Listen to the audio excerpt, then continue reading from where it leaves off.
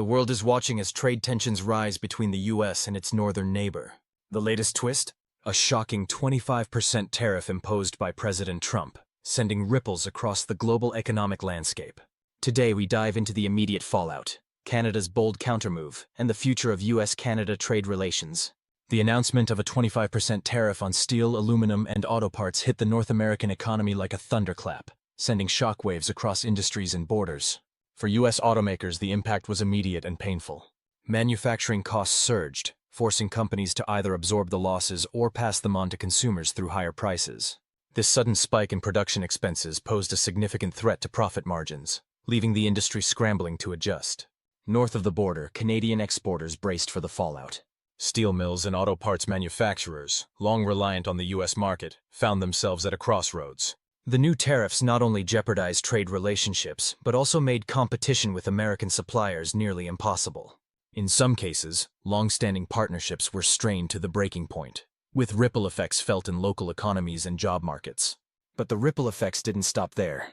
Small businesses, especially those dependent on imported materials, struggled to stay afloat.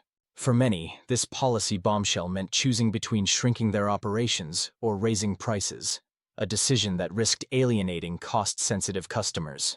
Meanwhile, consumers found themselves caught in the crossfire, facing higher prices for everything from cars to canned goods. Supply chains, finely tuned for efficiency, were thrown into chaos.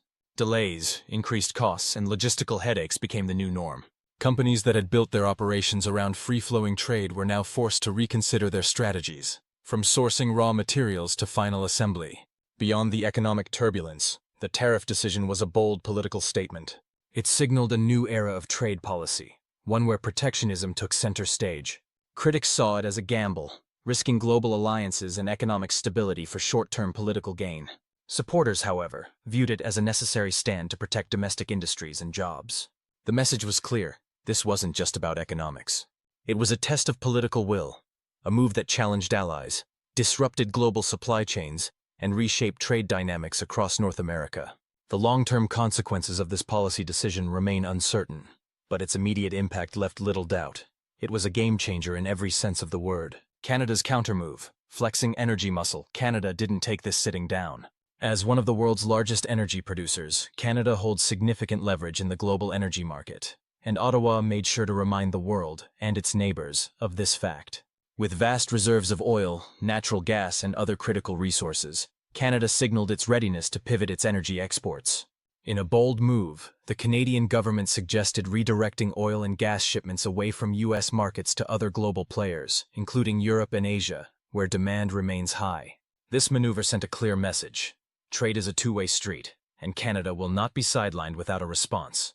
Prime Minister Justin Trudeau addressed the situation directly, stating in a press briefing, "Canada values its relationship with the United States, but we will always stand up for Canadian interests. Energy is not just a resource, it's a critical component of our economic sovereignty, and we are prepared to diversify our partnerships globally to ensure our industries remain strong and competitive." Natural Resources Minister Jonathan Wilkinson also weighed in, highlighting Canada's energy potential and its ability to play a crucial role in addressing global energy needs. Canada's resources are in high demand across the world. If our traditional partners are unwilling to collaborate in a fair and balanced manner, we are more than capable of redirecting our exports to other markets. This is not about confrontation.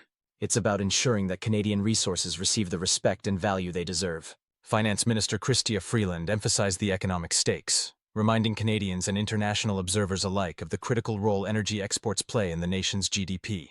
Our energy sector employs thousands of Canadians, drives innovation, and sustains communities from coast to coast. We cannot and will not let our industries suffer due to unfair trade practices. The move sparked conversations across the international stage. Environmental advocate Catherine McKenna acknowledged the government's position but urged caution, advocating for Canada to balance its energy strategies with its commitments to climate action. Meanwhile, opposition leader Pierre Poilievre criticized the government's handling of trade relations, arguing that proactive diplomacy could have prevented such measures from being necessary. Canada's energy flex not only put pressure on its U.S. counterparts, but also caught the attention of key global players, including European Union officials, who welcomed the potential for increased energy cooperation with Canada.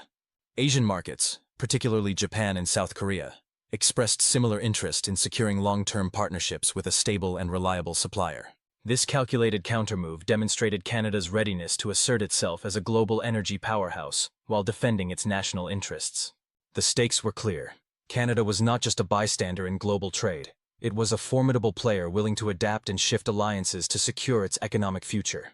Trade wars on the auto industry's front lines.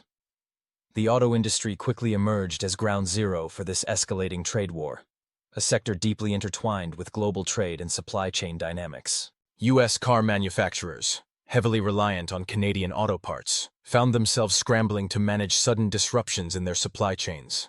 These disruptions weren't limited to delays. They translated into production halts, cost overruns, and challenges in meeting consumer demand, leaving both manufacturers and consumers in a lurch.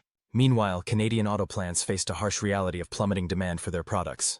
The tariffs and retaliatory measures imposed by both sides created a ripple effect, hitting smaller suppliers the hardest. With fewer orders coming in, many plants operated at reduced capacity or shut down production lines altogether, intensifying fears of layoffs and financial ruin.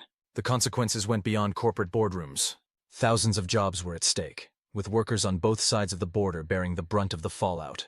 For many communities, especially those dependent on the auto industry, the trade war felt like an existential crisis, threatening livelihoods, families, and local economies. What made the situation particularly dire was the domino effect. As the auto industry struggled, ancillary sectors like logistics, steel production, and even retail experienced downturns. Dealerships faced declining inventories and higher prices, forcing potential buyers to reconsider purchases. The cascading impact brought the industry face to face with a crisis like never before, a stark reminder of how interconnected the global economy had become. At the heart of this turmoil was the question: could the auto industry adapt quickly enough to survive the storm? Or would the trade war leave lasting scars on one of the most vital sectors of the economy? The answer lay in innovation, collaboration, and, perhaps, the willingness of leaders to prioritize economic stability over political posturing. Mexico's strategic response, a roadmap for resilience. As a pivotal force in North America's trade ecosystem, Mexico recognized the need to adapt to the shifting economic tides brought about by global uncertainties. In response, the nation unveiled a comprehensive and forward-thinking strategy aimed at reducing its heavy reliance on its North American trade partners, particularly the U.S. and Canada. By diversifying its trade portfolio, Mexico strategically deepened its connections with European and Asian markets, opening new avenues for economic growth and stability. This bold pivot not only ensured a more balanced trade network, but also fortified Mexico's economic standing on the global stage. Through targeted partnerships, free trade agreements, and a focus on export diversification, Mexico positioned itself as a resilient player capable of weathering the challenges of a trade war. Its efforts served as a blueprint for other nations, showcasing how adaptability and strategic foresight can transform potential economic vulnerabilities into opportunities for long-term growth and sustainability. Canada's path to independence. Canada recognized that energy diversification was not just a strategy for growth, but a critical step toward ensuring its economic sovereignty. In the face of shifting global markets and evolving energy demands, the nation seized the moment to take bold and transformative action. To reduce its reliance on the United States as its primary energy market, Canada began investing heavily in a multifaceted approach. First, it prioritized the development of new pipelines that could transport oil and gas to the east and west coasts, enabling access to untapped global markets. These infrastructure projects not only created jobs but also laid the foundation for long-term economic resilience. At the same time, Canada made unprecedented investments in renewable energy. Solar, wind, and hydroelectric projects were launched across the country, particularly in regions with high renewable energy potential. By diversifying its energy mix, Canada aimed to position itself as a leader in clean energy innovation, attracting international investors and solidifying its role in the global energy transition. Partnerships with emerging economic powerhouses like India and China became another cornerstone of Canada's diversification strategy. By cultivating strong trade relationships with these nations, Canada ensured access to growing markets hungry for reliable energy sources. These partnerships also facilitated the sharing of technology and expertise, fostering mutual growth and innovation. Canada's message to the world was unmistakable. Energy independence was not merely an aspiration, but an imperative.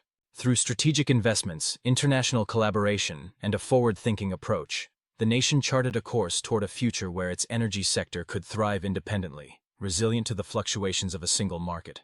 This path to energy diversification underscored Canada's commitment to securing its place as a global energy leader, while ensuring long-term economic stability for generations to come. Economic repercussions, a double-edged sword. While these moves showcased strategic thinking and a bold stance on trade policies, the economic repercussions proved to be a double-edged sword. On one hand, tariffs were designed to protect domestic industries and reduce trade imbalances. However, they inadvertently placed a heavier burden on American consumers, who faced higher prices for goods ranging from household items to raw materials. Similarly, Canadian businesses, heavily reliant on exports to the United States, found themselves grappling with shrinking profit margins and declining market demand. Industries such as agriculture, manufacturing, and natural resources were hit particularly hard, creating ripple effects that extended far beyond the initial policy intentions.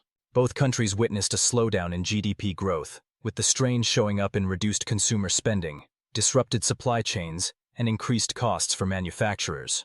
This economic tug-of-war also created uncertainty in financial markets, as investors hesitated in the face of prolonged tensions. Economists raised red flags, warning that unresolved trade disputes could have long-term consequences, including weakened global trade alliances, reduced competitiveness, and a potential escalation into a full-blown economic downturn. While the intentions may have been to strengthen domestic markets, the broader impact highlighted the delicate balance between strategic decision-making and its economic fallout. U.S. and Canada trade relations, so what's next? The future of U.S. Canada trade relations hinges on diplomacy, compromise, and a shared understanding that their economies are deeply intertwined. As the world evolves, both nations face pressing challenges, including adapting to global economic shifts, advancing sustainable trade practices, and navigating geopolitical pressures. A potential new trade deal could stabilize the situation, fostering growth and addressing critical issues such as tariffs, market access, and regulatory alignment. However, achieving this will require not just careful negotiation, but also a commitment to mutual trust and transparency. Both nations must prioritize inclusivity, ensuring that the benefits of trade extend to small businesses, local industries, and diverse communities on both sides of the border. Beyond the immediate economic gains, the relationship's future may also rest on joint efforts in innovation, technology, and climate action. By collaborating on green energy initiatives and sustainable supply chains, the U.S. and Canada can not only strengthen their trade ties, but also set an example for global economic partnerships. Ultimately, the road ahead for U.S.-Canada trade relations is both an opportunity and a test, a chance to redefine their partnership in ways that foster resilience, equity, and shared prosperity for generations to come. Global consequences. This isn't just a North American issue. It's a global one. Trade wars impact everyone, from factory workers in Detroit to farmers in Saskatchewan and policymakers in Mexico City. As the world watches, the stakes couldn't be higher. Will cooler heads prevail, or are we witnessing the beginning of a new economic era defined by division and isolation? What do you think about these trade tensions? Are tariffs the answer, or do they create more problems than they solve? Let us know in the comments, and don't forget to like, share, and subscribe for more insights on global politics and economics.